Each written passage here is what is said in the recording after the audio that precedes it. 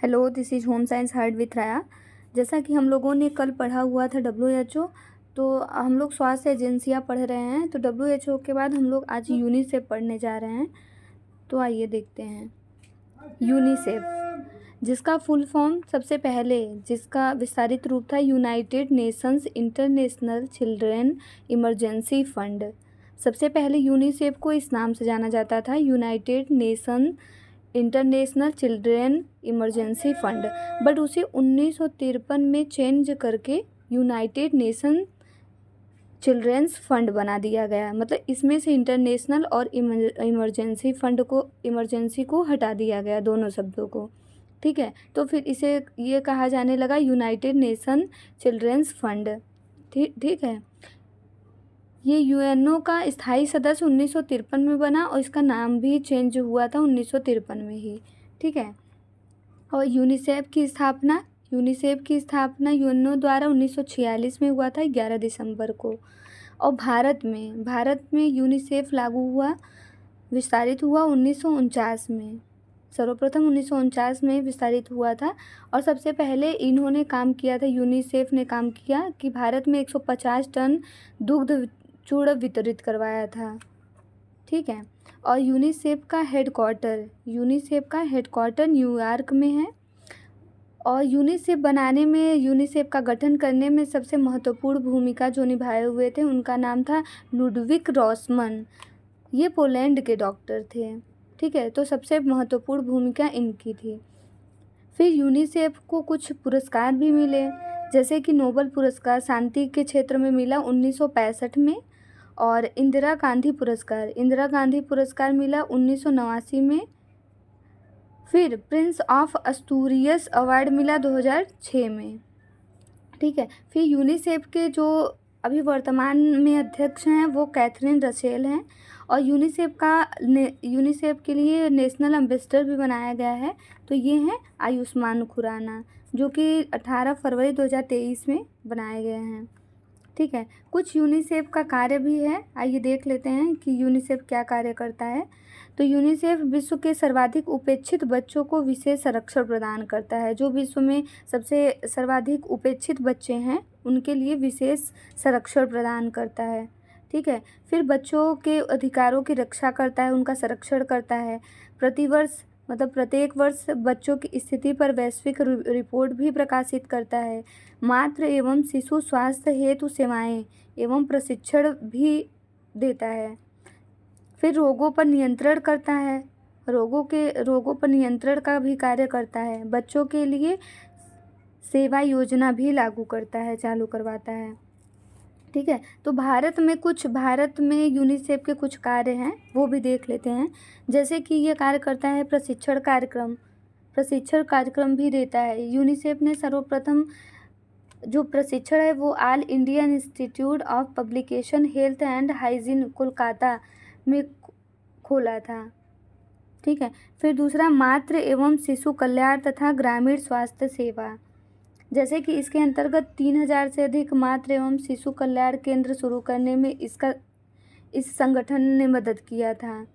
ठीक है, गाँव की सफाई तथा शुद्ध पेयजल प्राप्ति के क्षेत्र में भी इसका महत्वपूर्ण योगदान रहा है। फिर स्वास्थ्य सेवाएं भी उपलब्ध करवाता है, जैसे कि मलेरिया उन्मूलन, कोढ़, क्षय रोग नियंत्रण, ट्रैकोमा, घेंघा, चेचक उन्मूलन। घेंघा, जो कि आप लोगों को पता है कि आयोडीन की कमी से होने वाला रोग है। इसके लिए यूनिसेफ ने इसके लिए राजस्थान में 1600 टन उत्पादन क्षमता वाले आयोडाइजेशन प्लांट की स्थापना की। 1600 टन उत्पादन क्षमता वाले आयोडाइजेशन प्लांट की स्थापना की थी यूनिसेफ ने।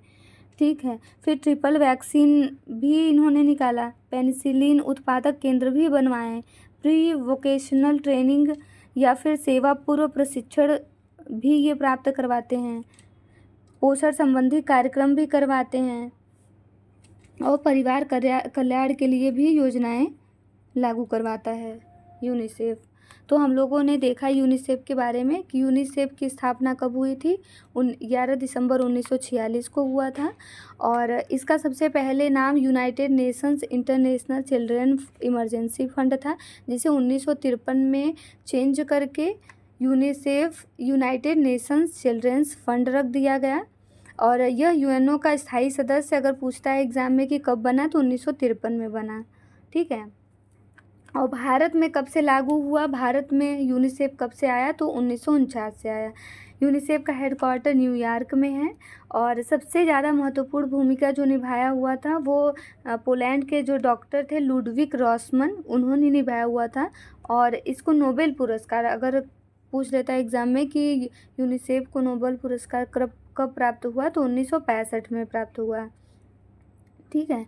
और इसके जो अभी नेशनल एम्बेसडर बनाए गए हैं वर्तमान में, वो आयुष्मान खुराना है और वर्तमान अध्यक्ष जो हैं वो कैथरीन रशेल हैं। ठीक है। तो यूनिसेफ के बारे में ये इम्पॉर्टेंट जो भी चीज़ें थे वो हमने बताया। आइए एक और संस्थाएं हैं उसको पढ़ लेते हैं। जैसे कि ये है UNFPA, United Nations population fund. इसका भी नाम पहले दूसरा था। पहले इसका नाम था जनसंख्या गतिविधियों के लिए संयुक्त राष्ट्र कोष। ठीक है। फिर इसका नाम चेंज करके 1987 में नाम चेंज करके यूनाइटेड नेशंस पॉपुलेशन फंड मतलब संयुक्त राष्ट्र जनसंख्या कोष रख दिया गया। सबसे पहले UNFPA का शुरुआत एक ट्रस्ट फंड के रूप में किया गया था। इसकी शुरुआत संयुक्त राष्ट्र जनसंख्या कोष की शुरुआत सबसे पहले 1967 में ट्रस्ट फंड के रूप में किया गया था। फिर उसके बाद ये 1969 में चालू हो गया। ठीक है। और यह एक जो UNFPA है वह संयुक्त राष्ट्र की यौन और प्रजनन स्वास्थ्य एजेंसी है। क्या है यह? संयुक्त राष्ट्र की यौन और प्रजनन स्वास्थ्य एजेंसी है। ठीक है।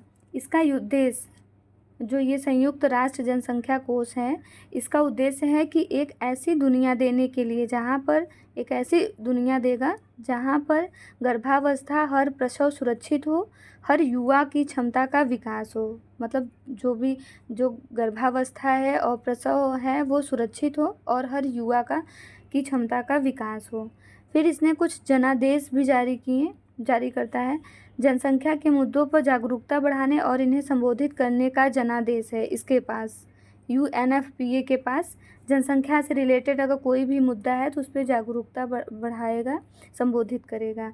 UNFPA स्वास्थ्य पर सतत विकास लक्ष्य जो SDG 17 गोल हैं हमारे, उन पे सबसे ज़्यादा कार्य करेगा। स्वास्थ्य पर सतत विकास लक्ष्य जो गोल 3 है, और शिक्षा पर लक्ष्य 4 है, और लैंगिक समानता लक्ष्य 5 से निपटने के लिए सीधे कार्य करता है। ठीक है। मतलब स्वास्थ्य, शिक्षा और लैंगिक समानता पर यह सबसे ज़्यादा जोर देता है। ठीक है।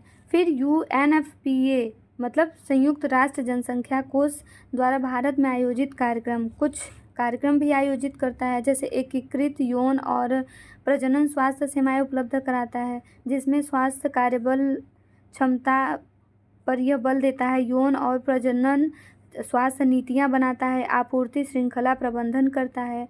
फिर किशोर और युवाओं के लिए यौन शिक्षा प्रदान करता है। ठीक है। फिर लैंगिक समानता पे भी कार्य करता है यह, जैसे लैंगिक समानता के लिए हानिकारक प्रथाओं को समाप्त करना, जैसे जो भी हानिकारक प्रथाएं हैं उसको समाप्त करना, सुरक्षा का अधिकार देना, नागरिक समाज और सभी के लिए अधिकार प्रदान करना। ठीक है। फिर संगठनात्मक प्रभावशीलता भी है, इसमें कार्यक्रम प्रभावशीलता, जो भी कार्य कर रहा है उस पर प्रभावशीलता बनाता है। संगठन में अनुकूलता लाता है। फिर 5वां है जनसंख्या की गतिशीलता पर विश्लेषण, जनसंख्या में गतिशीलता और राष्ट्रीय जनसंख्या डेटा प्रणाली उपलब्ध कराता है। ठीक है। तो हमने क्या पढ़ा? संयुक्त राष्ट्र जनसंख्या कोष जिसका उद्देश्य है एक ऐसी दुनिया देने के लिए जहाँ पर गर्भावस्था और हर प्रसव सुरक्षित हो, हर युवा की क्षमता का विकास हो।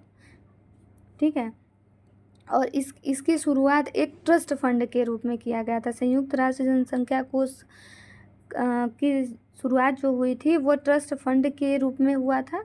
और ये जो स्टार्ट हुआ मतलब शुरुआत हुई इसकी 1969 में हुई। हेडक्वार्टर न्यूयॉर्क में है और आगे आप लोग पढ़े ही हैं। इसका नेम चेंज हुआ है 1987 से।